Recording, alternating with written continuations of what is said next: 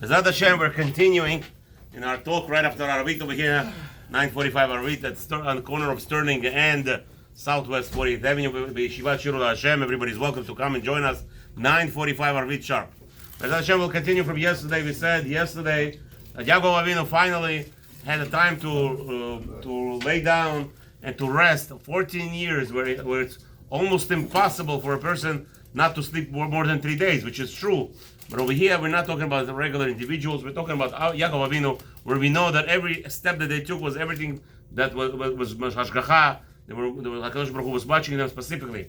Here, Yaakov Avinu wanted to really learn, understand. As we know, now what could be? Why is it 14 years straight? Could be maybe there's a inyan, something that relates to the fact that we said in order to call yourself a Rabbeinu, you have to learn from him at least 40 years.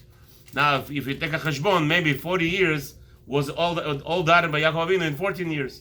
Well, what's the number of hours of learning? Number of hours, 7-8 hours a day person learns, right? He goes to the rest, everything else. He goes in the middle, he goes to sleep, eats, whatever it is, a little bit parnasa. So 8 hours a day he learns. So if you make a calculation, you're going to have in 14 years no sleeping, just learning, roughly, you have 40 years. And now, Yaakov Avinu has encompassed the entire Torah of Chutz La'aretz within it, which is a period of 40 years, which we decided earlier. No. No, 5 minutes. I need it. I need to go right away. Okay, сейчас приеду, дай мне на 5 минут. אני אקח אותך הביתה. אין דבר כזה, מה קרה לך? אני צריך לקדם אותו. אני אקח אותך הביתה אבל. אוקיי, אז בוא נראה, 5 minutes, בעזרת השם. Okay, anyway. Baruch Hashem. So now we said like this: Yaakov Avinu is finally saw that the sun is settling, and he needs to rest. He got a message that he needs to rest here. So he decided to sleep over here, and all of a sudden, what's happening there? He sees dreams. Now Yaakov Avinu, 40 years didn't sleep. All of a sudden, he has dreams. What do we see in the dreams? Something very scary. He sees that there's a ladder going all the way up to Shamayim, and l'choira it would indicate that whoever goes up the ladder, he'll go to Shamayim. So what does the angels do every day? We know that every aspect of our lives, angel is sent through it. Like right now, I'm shaking my hand. Right now, I'm conducting. There's about thousands and maybe even already millions of angels right now came down, up and down, up and down. No, the Torah Gemara says no one lifts a finger into Torah unless an angel came down and allowed it. So right now you're shaking your what's his name? Your head a little bit. In that motion that you're doing, an angel is coming down and fulfilling the will of Hashem. In order for your body. Now you're gonna say, why do I need an angel? I have one hand. No. The Chachamim will say that everything that makes a noise makes an angel. Right? So what's in your body? How many parts of your body you have? How many organs? 248 organs. How many sinews? Oh, that's right. Everything in our body, not כל שר ושר. כל שר ושר, יש לו מלאך, אבל אנחנו מדברים פה עכשיו על זיזה. Every second you move, there's a malach that comes down and allows you to move. No, but it's only not malach. Me moving this finger. How many things are moving in these fingers? There are three elements here, right? Three pieces in this finger. Now there's a malach for each one. And every second, Hashem is commanding a malach to come down here and allow my finger to move. So a person could be moving. So everything in this world is what? So what does that mean? What happens when we move, when we do anything in this world? It's a song. Hare, what does Hashem do? Hashem is a beautiful, most composer. He takes all the people in the world, all the movements, and it moves in a certain way that it makes a melody in this world. And this world is waving and it's moving around. Not that the world is waving and moving around. This is what makes the world alive. The movements. מה זה? זזים, הדברים זזים כל הזמן. אין דבר כזה עומד באמצע. בטח. אין דבר כזה. העולם זז כל הזמן. Right now my hand is not moving. Do you think there's no angels coming up? There's every second, every vein that shoots blood in my arteries, an angel goes up. Every second. Makes sound. Everything makes sound. Nothing that doesn't move doesn't make sound. So now Yaakov Avinu, what is the problem with Yaakov Avinu? He sees the angels going up and falling. Something strange.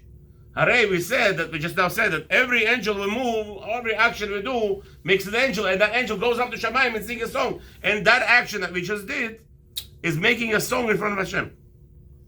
But Yaakov Avinu got scared. הוא רואה מלאכים עולים במדרגות ונופלים. לא, עלו וירדו אחרים. לא יורדים, עולים ויורדים.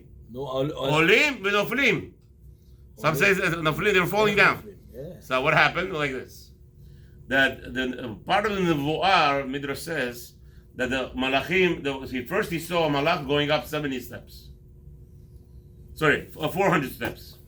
On the ladder, and he goes down. What's 400 steps? Each step represented a year of Galut. The Malachim that he saw, that were going up and down, falling up and falling, were actually Malachim of representing the years of Galut of Am Israel. First he saw 400. What's 400? What's for Midrash? What's 400? Over here after Arvit we talk Midrash, something beautiful. Relax, no Kabbalah. That's right. The 400 years of Galut in the... Hello. Another way on the Torah. Now, it's Midrash, man. 400 years of Galut. They know. כן, הסברתי לו אחר. יפה. 400... Okay, after that. But now I'm in the middle of talking, please. So you have 400 angels, that's 400 years. The first steps were 400 years. When was the second Galut after the Jews came back to Israel? After they came back to Israel, how many years was the first Galut? The official Galut after the Beit HaMikdash? 70 שנה. 70 shana. 70 years. You see the angel going up and down 70 years. He had no problem with this. Why? 400 years was Avtacha. Baruch Hu told Avraham Avinu, because of what he did, that was the deal that he brokered the deal with Esav. That made Esav go away, that he didn't want to suffer for 400 years. Yaakov was going to take the 400 years suffering, therefore he got the land of Israel. That was the purchase price of land of Israel. He didn't bother. 70 years, he said, you know what, my children did a sin, no problem, 70 years you forgave him, very happy. What was the scariest part? The third Malach. The third Malach was going up, and up, and up, and up. So far we are already in 1,955 years. It's asur to say what these people are doing today. I hear Jews saying, Chas v'shalom, they're saying those words 2,000 years in Galut. Chas v'shalom. It's not true. You're not allowed to curse yourself. Anybody says the Jews are 2,000 years in Galut, he's cursing the Jews. Why? Because he's sealing the destiny. We are not supposed to say every word by us has a lot of meaning. So Yaakov Avinu got scared. And here he saw the Malach going up and up and up and up and not going down. So he got scared, he woke up. And then, again, he fell asleep. Who's coming to him? The Kadosh Baruch Hu. Kadosh Baruch Hu says, Habibi, don't be scared. Don't be scared. He gives him all of the Avtacha, and he promises something out of this world. What did he promise him? He says what the older Mefarshim, Rambam says it, that even though the last Galut, it's going to be harsh and it's going to be it sounds like never ending, unfortunately. It's so deep. And we are so immersed in so much evil, so much tumah, so much hardships. And you might think it's not going to end. Says Rambam, Hashem promises to us that every Jew will do tshuva. There will not be one Jew left without tshuva. By Matan Torah, before we had the kingdom, when we came out of Egypt, how many Jews came out? Only 20%. Okay. 1 out of 3. 1 out of 5. 1 out of 5 came out. 20% of Jews came out of Egypt. Hashem says no more. Now that you have Malchut, Torah, it will be B'ezrat Hashem. When Mashiach comes, all Jews, all over them, all the smali, achi smali sheyesh, the lefty of the leftists, will all become religious and will all come serve Hashem. No, זה לא נכון. אני לא מאמין שיהודי יכול לבגוד בעם שלו בצורה כזאת. לא יכול להיות יהודי שיבגוד בעם. אני לא מקבל את זה. No, when you say the word smali, I have a different understanding of smali. לא מקבל את זה שיהודי בא ביום כיפור ודוחף בן אדם שמתפלל. אני לא מאמין שהוא יהודי. זה דווקא היהודי יעשה. יהודי לא יכול לעשות דבר כזה. דווקא, רק יהודי יעשה. זה הבעיה שלנו. No, because it says in the Torah. אתה יודע, יש מדרש, Oyevayich v'chorosayich mimech yitzu. Only the Jew could do that. כן. So therefore, רגע, Be'ezrat מחילה Hashem, הרב. just let's finish. מחילה הרב, Let's just finish up one שנייה, second. לא, Let me just finish up one תעשה second. פאוזה רגע. אני שמעתי אחד מהרבנים הגדולים אמר שערב רב הזה זה יצאו מצאצאיו של משה רבנו. I don't know הוא what- אסף את כולם, הוא אסף את כולם. חביבי, כן, לא, הוא אסף את כולם, זה נשמות Listen. שנפגעו. Listen, you learn by me already a while. You're not learning yesterday, today. I'm very careful. I don't call people Erev Rav. I say Safek Erev Rav. I call people Safek Amalek. Why? Because they do crazy things. But to call somebody Erev Rav, Safek Amalek, that's what we don't do. But anyway, the Ikar to remember is Hashem. Well, this is what Hashem promised to Yaakov Avinu. From all the Avtachot. Forget about the land is ours. Forget about all that. The best Avtacha, in America they have no child left behind. You know where it came from? From the words of Hashem. No Jew will be left behind. Have a wonderful evening. כל הכבוד סובר, אתה תותח. זה לא עובד. כולנו טועים.